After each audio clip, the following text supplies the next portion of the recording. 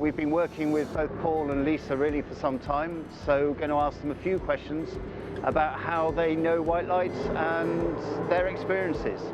We're also filming from Trafalgar Square, so there will be some background noise as things go by. I'd first like to ask you both, how long have you been working with white light? It's been 21 years now.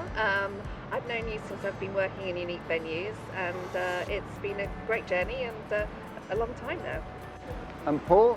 Well, Richard, as you know, we spoke about this. I mean, technically I've known white light for over 25 years because we used to use you for university productions. Of course. When I studied in Leeds, we used to get your kit from Manchester, and I remember the old Very Lights and Gold scans that we used to hire from you. So that's going back some time. So Paul, in what capacity have you worked with white light? Well, we're mainly a client, so we basically use all of your kit and the expertise from your team to help provide support for our events. Mainly corporate events, but actually I've done other work before whereby you've been brilliant in terms of supporting us at public events as well. And Lisa, you've done many events with us. What's sort of the more memorable one for you?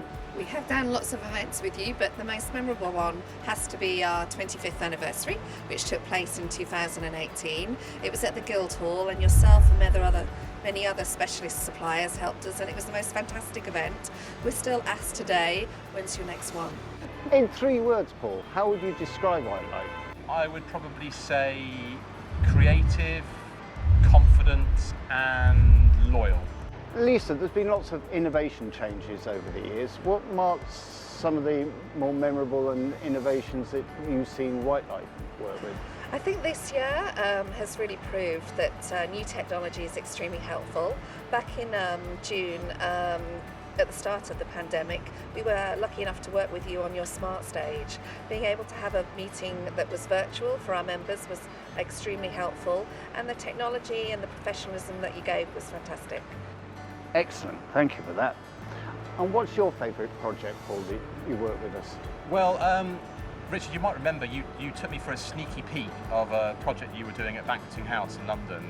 And so I wasn't attending the event, but it was an amazing sort of transformation of the space where you basically recreated Cambridge through some sort of clever projections on the windows. So it was amazing. I'd never seen anything quite like it. So I wasn't at the event, but it stays in my memory. And Lisa, what have been sort of things that have evolved over the time you've been working with white light? I think the biggest things have evolved has that at the beginning things were very standardised. You had things that were probably the same at each event, but now people are looking for much more interaction, much more of a TV production, and need much more assistance. So things are evolving much more with regards to technology. And really a question for both of you. What do you think is white light's biggest sort of USP and asset? Oh, I'm glad I got that question first, because the obvious answer is your people. Oh, brilliant. So you can't have that one now, Lisa. Oh, I was going to agree with that one, I'm sorry. I think approachability. You're always very approachable, all of you, and I think that's a great asset to have. Well, thank you both of you, and thank you, Paul, especially, for organising the sunshine and such an iconic view behind us.